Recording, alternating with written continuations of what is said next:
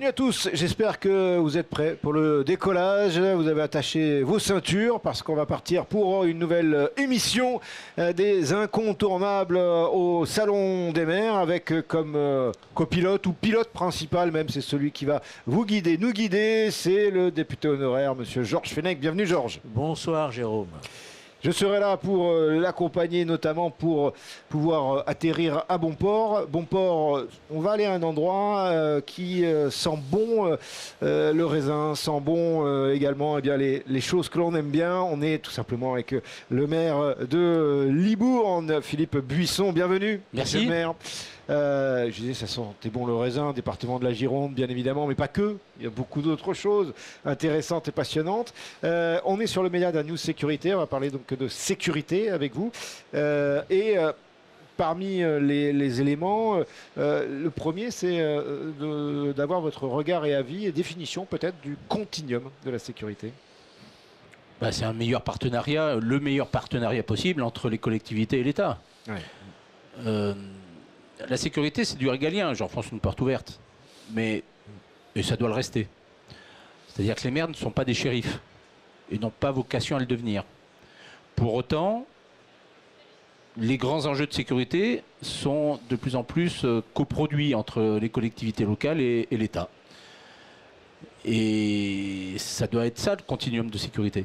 C'est comment on fait mieux collaborer le régalien, l'État. À Libourne, c'est une zone gendarmerie, la justice et les collectivités, le maire dans la fonction qui est la sienne et ses responsabilités et l'autorité qu'il peut avoir sur une police municipale d'une part et sur des politiques sécuritaires d'autre part. Bon, et pour ça, il y a des outils. Moi qui suis un homme de gauche, centre-gauche, comme ça je panique personne, j'ai été le premier territoire en zone gendarmerie à signer un contrat de sécurité intégré. Et là, on est au cœur du continuum. C'est-à-dire qu'il y a un pacte de confiance qui se noue entre la gendarmerie, la justice, le procureur, les services de l'État, le sous-préfet en l'occurrence, et puis le maire et la police municipale. Et on se dit les choses de manière loyale et fluide. Oui, c'est dans le cadre du CLSPD. Non, c'est autre chose. Non, c'est encore autre chose. C'est encore autre chose. Non, moi je ne crois pas aussi. Enfin, les contrats de sécurité, les contrats CISPD, intercommunaux de sécurité et de prévention de la délinquance, ce sont des grands salons où on cause, où justement on se parle de rien. Ce sont des réunions qui durent longtemps, qui sont punitives, qui durent 2-3 heures, et où vous avez la gendarmerie ou la police qui vient présenter ses chiffres, ses tendances, et puis la procureure sa politique pénale, et puis tout y passe, quoi. Les bailleurs sociaux, leurs problématiques, l'éducation, ses problématiques. C'est des grands-messes, quoi. Ce sont des grands-messes où on parle en tendance. Non, ce qui est efficace, c'est quand on parle de gens. Est-ce que Georges Fenech est un problème pour la société à Libourne? La réponse est non. J'aurais aimé parce que j'aime beaucoup Libourne. Voilà, et on qualifie les choses et on qualifie les gens.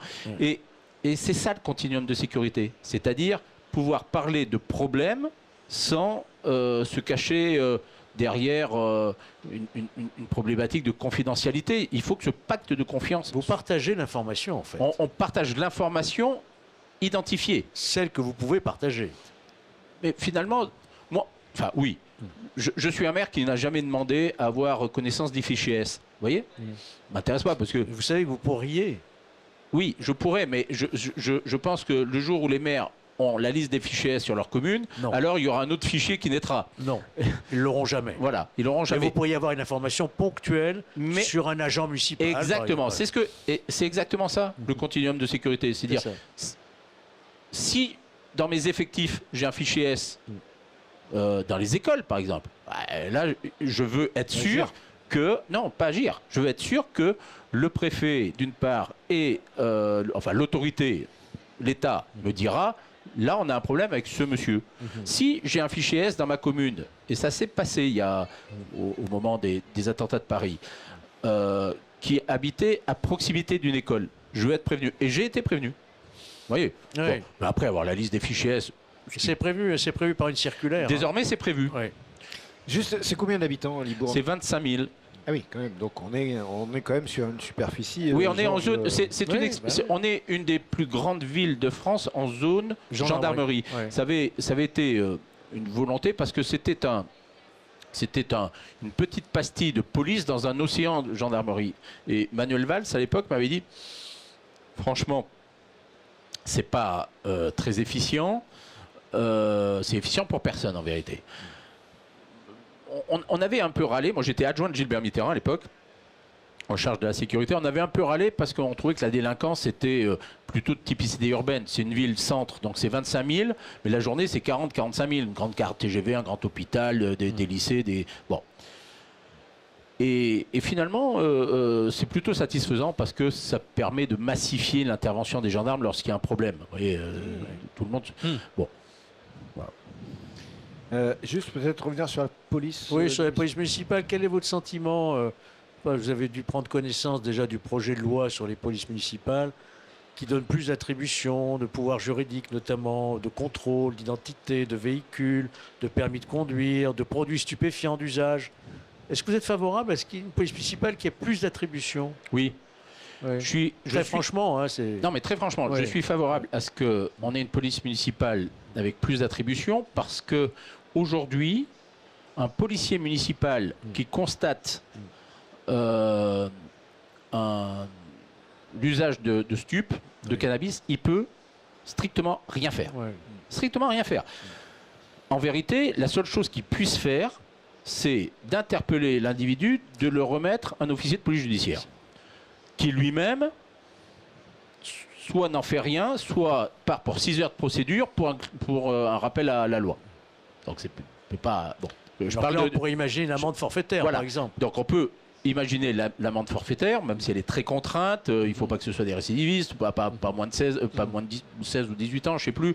Enfin, c'est assez contraint, mais la police municipale ne peut pas le faire. Donc ça, j'y suis favorable. De même qu'un policier... Donc là, mais là-dessus, c'est très important parce que la population ne comprend pas qu'un policier municipal passe devant quelqu'un qui fume un joint et finalement ne fasse rien sauf lui dire, bon, écrase-le, quoi.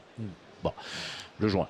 Oui. Donc c'est bien qu'il y ait cette évolution. De même que avoir accès aux fichiers des voitures volées, pouvoir faire ouvrir un coffre, pouvoir... bon, ça semble frapper au coin du bon sens, et ça, tant mieux.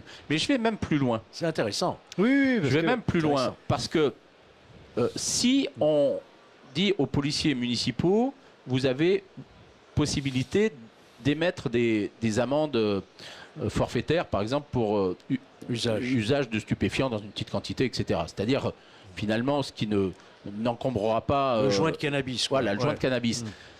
Il faut qu'il le fasse, non pas sous l'autorité du maire, mais sous l'autorité du proc. Ah bah bien sûr. Donc ça veut dire que je suis d'accord pour que les mairies, qui le souhaitent au moins, recrutent des agents de police municipale pour les mettre à disposition du procureur.